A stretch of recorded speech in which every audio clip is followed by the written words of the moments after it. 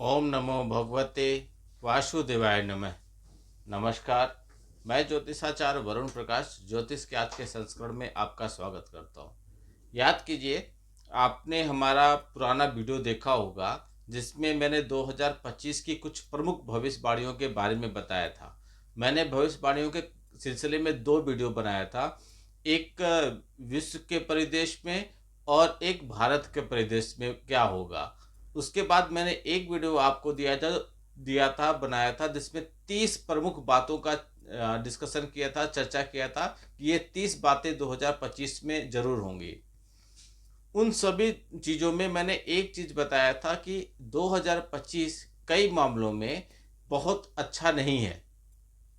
बहुत ऐसे ज्योतिषाचार्य हैं, सबके अपने अपने मत हैं, सबके अपनी अपनी गणना करने का तरीका है।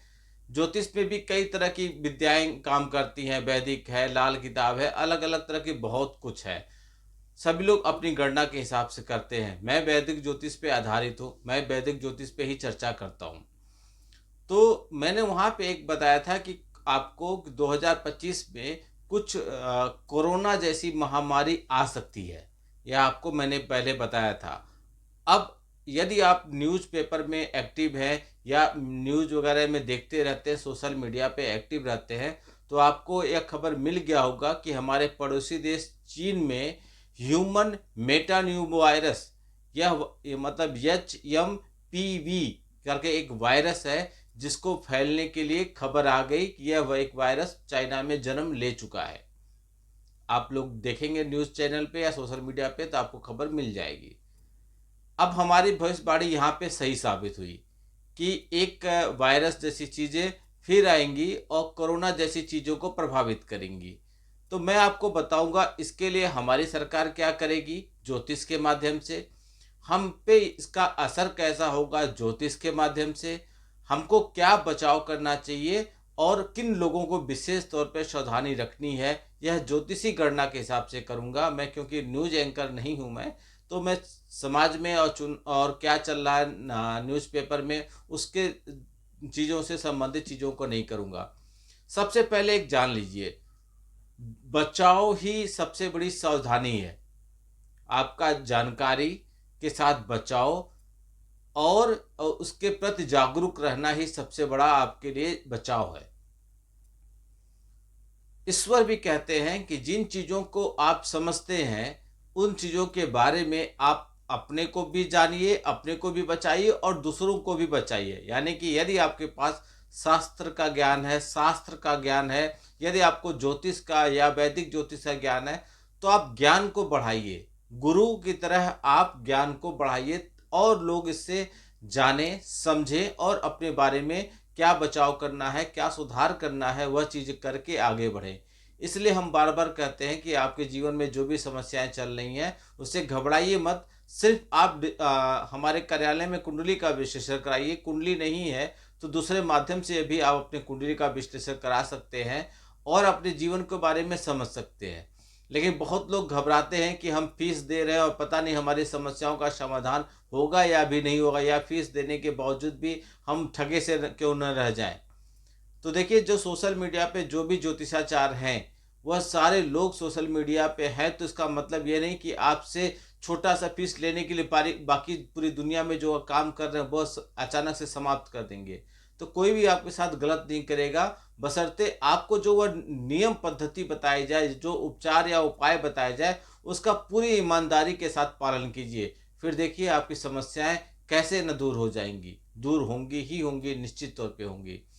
तो जो अभी आपको बताया था कि चाइना में जो नया आपका वायरस जन्म ले लिया है, HMPV करके उसका नाम है, यह इससे लेकर हमारा देश की सरकार भी सतर्क हो गई है। हमारे देश की सरकार इस मामले में पहले से ही जागरूक है और WHO को यह निर्देश दे दिया गया है कि इसकी समय समय पर सही जानकारी दें। पिछली बार WHO के गलत जानकारी की वजह से द्वितीय कोरोना का द्वितीय फेस बहुत ज़्यादा प्रभावशाली हुआ। वैसे मैं राजनीतिक आदमी नहीं हूँ, लेकिन ज्योतिषी गणना के हिसाब से मैं आपको एक घटना बता देता हूँ, आप कल्पना करेंगे कि यह क्या है। जब कोरोना का द्वितीय फेस में आपको दिखा होगा, न्यूज़ बहुत चल रहा था कि गंगा के तटों पर बहुत से मृत शव पाए गए हैं, जो बिहार तक बहते हुए जा रहे हैं गंगा के पानी के साथ, जलधारा के साथ।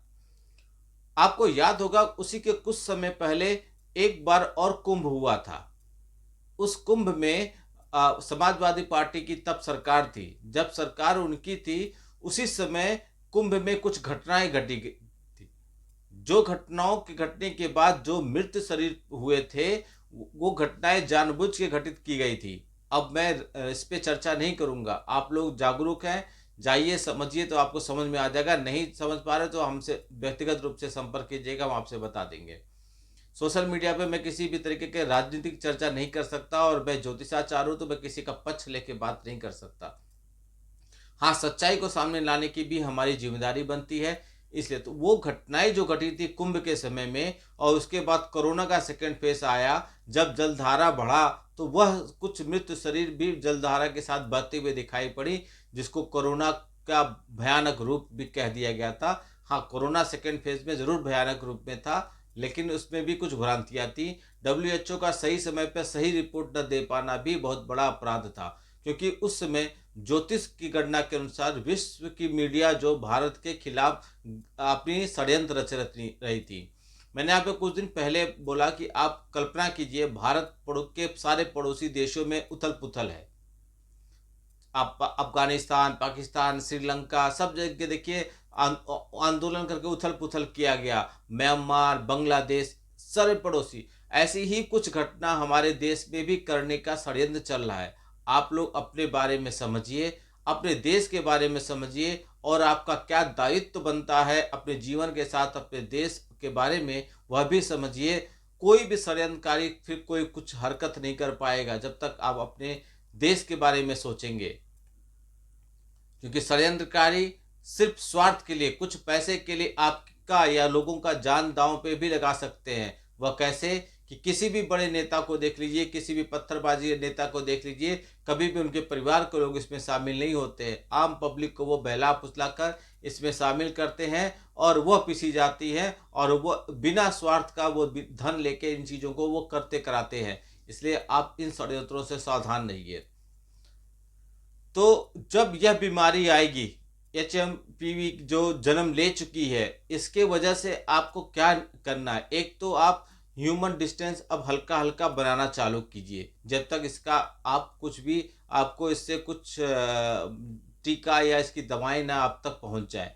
दूसरी, यह जो फ्लू है, इसका असर बच्चों और बुजुर्गों पर ज़्यादा होगा, तो इसलिए आप उनको भी थोड़ा सावधान रखिए। खांसी आने पर, छींक आने पर, जुकाम आने पर हमेशा हाथ साफ करें। बिल्कुल कोरोना जैसी जो भी सावधानी थी वैसा आपको बरतना है, तो यह आपका कुछ ज़्यादा नुकसान नहीं कर पाया। ज्योतिष गणना के अनुसार यह हमारे देश पे कुछ व्यापक प्रभाव नहीं डाल पाएगा, क्योंकि हमारे देश के रिसर्च करने वाले लोग, वैज्ञानिक लोग इस पे अभी से ही लग गए हैं, और इसके रोकथाम के लिए पूरा प्रयास कर रहे हैं, और कर भी ले जाएंगे।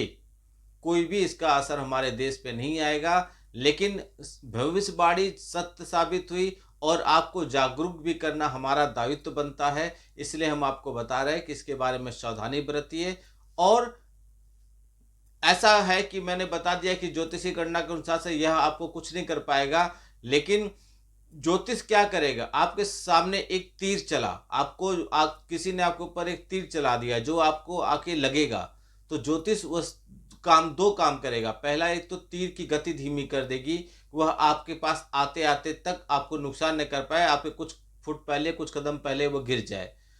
दूसरा, यदि वो आपको छू भी जाता है, तो वह तीर जो आपके शरीर से आर पार करके निकल सकती थी, वह तीर आपको टच करके, हल्का सा खरोच करके ही समाप्त हो जाएगी।